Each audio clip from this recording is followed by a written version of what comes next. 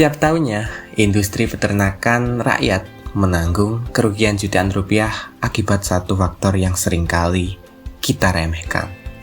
Bukan karena virus, bukan karena kurangnya pakan, melainkan karena stres.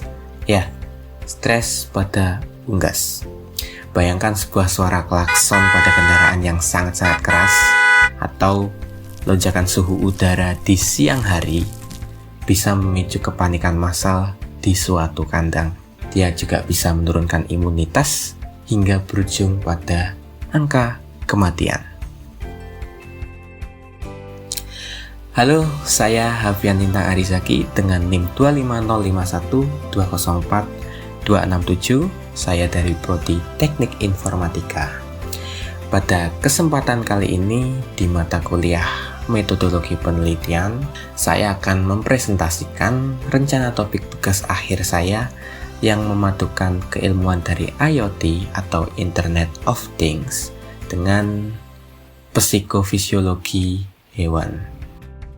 Topik yang saya angkat adalah rancang bangun prototipe Smart Audio Intervention berbasis IoT untuk mitigasi stres ayam pulet melalui monitoring mikroklimat terintegrasi lewat smartphone.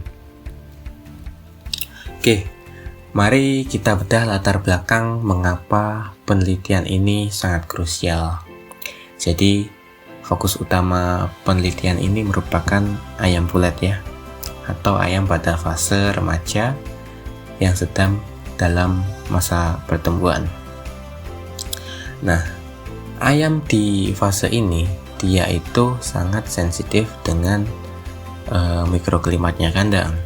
Ada dua stresor utama lingkungan. Yang pertama, heat stress atau stres akibat fluktuasi suhu dan kelembapan yang ekstrim. Lalu yang kedua, ada noise stress atau stres akibat kebisingan yang tiba-tiba muncul. Secara biologis, saat ayam mendengar suara bising di atas 80 desibel atau merasakan suhu panas yang ekstrim, mereka akan menjadi panik.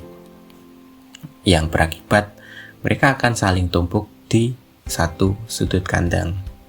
Jadi kalau mereka sudah menumpuk, sudah jelas kalau yang paling bawah maka dia akan mati secara perlahan, dan itu bisa menyebabkan kematian massal pada ayam.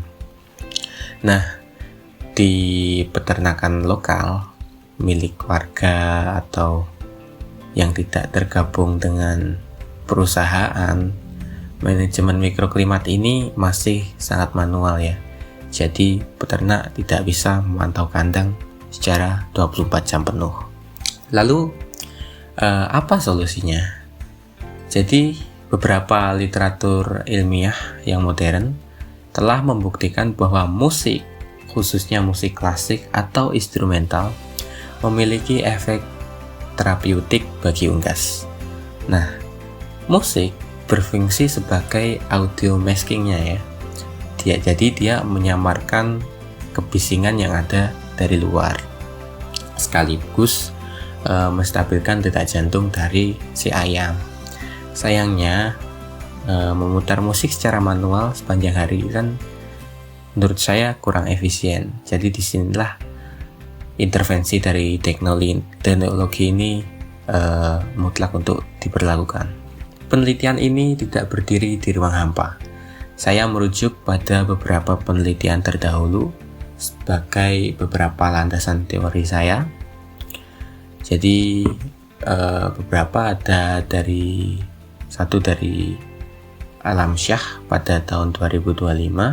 Jadi dia melakukan penelitian untuk membuktikan bahwa musik tradisional ini efektif untuk menurunkan kadar hormon stres pada ayam. Namun, research gap dari penelitian tersebut adalah implementasi terapi musik masih dilakukan secara konvensional dan tidak terintegrasi dengan pemantauan lingkungan. Nah, penelitian saya hadir untuk mengisi celah tersebut dengan mengotomatisasi intervensi audio berdasarkan data dari mikroklimat di sebuah kandang secara real time. Nah, berangkat dari hal tersebut, ada 3 rumusan masalah utama. Yang pertama, bagaimana merancang prototipe sistem IoT yang mampu memantau suhu, kelembapan, dan juga tingkat kebisingan secara presisi. Lalu yang kedua, bagaimana membangun logika algoritma Smart Audio Intervention ini agar sistem dapat merespon kondisi stresor secara otomatis. Dan juga yang ketiga, bagaimana mengintegrasikan data tersebut ke dalam dashboard smartphone agar peternak memiliki akses kendali jarak jauh. Oke, sekarang kita masuk ke inti teknis dari penelitian ini, bagaimana sistem ini bekerja dan juga bagaimana cara kerjanya. Jadi sebagai otak utama pemrosesan, saya menggunakan microcontroller ESP32. Jadi kenapa saya beli ini? Karena memang kemampuan dual core-nya dan juga modul WiFi bawaannya yang cocok untuk IoT.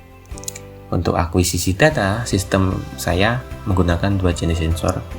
Yang pertama, sensor suhu dan juga kelembapan. Saya di sini memilih SHD31, bukan THD Plus atau 22, karena memang lingkungan kandang ini memiliki paparan debu yang tinggi dan juga gas amoniaknya yang tinggi juga. Jadi menurut saya SHD31 ini memiliki tingkat akurasi serta durabilitas yang mungkin jauh lebih baik. Lalu sensor kedua ada analog sound sensor untuk mengukur intensitas kebisingan dalam desibel.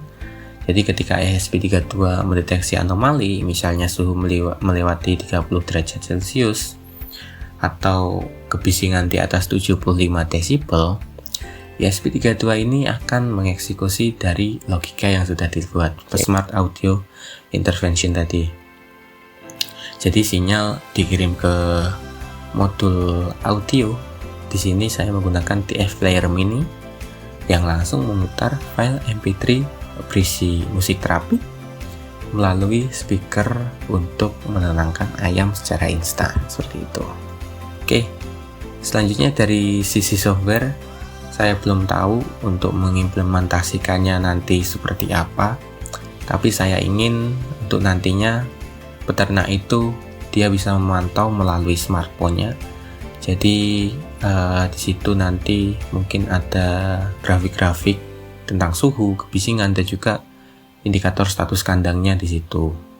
Dan juga kalau ada kondisi darurat seperti mungkin ada petir, ada kembang api, dia akan mengirimkan push notification ke HP gitu ya. Jadi dia kalau ada kondisi darurat, dia akan mengirimkan push notification. Jadi metodologi yang saya gunakan nantinya kemungkinan adalah R&D, yaitu Research and Development. Jadi dibagi menjadi 2 tahap. Yang pertama untuk bench testingnya ya, dimana digunakan untuk kalibrasi untuk sensor-sensornya, apakah akurat atau tidak, dan juga apakah ada delay atau tidak. Lalu yang selanjutnya untuk simulasinya, jadi nanti menempatkan si prototipe ini di kandang uji coba mungkin ya, untuk melihat efisiensi dari respon sistem saat menghadapi simulasi kalau ada mikroklimat yang tiba-tiba melunjak gitu. Oke, sebagai penutup, jadi penelitian ini masih sangat-sangat dasar, masih sangat-sangat baru gambaran. Jadi kalau memang prototipe ini berhasil diimplementasikan, ya ini mungkin bisa membuka jalan bagi modernisasi di peternakan-peternakan rakyat lokal seperti ini, yang bisa dibilang jadi peternakan cerdas ya nantinya. Oke, sekian presentasi dari saya. Terima kasih atas perhatian kalian semua. Saya Fian Lintang Arizaki. Semoga rencana penelitian ini dapat memberikan kontribusi bagi dunia akademis dan juga untuk masyarakat. Terima kasih. Wassalamualaikum warahmatullahi wabarakatuh.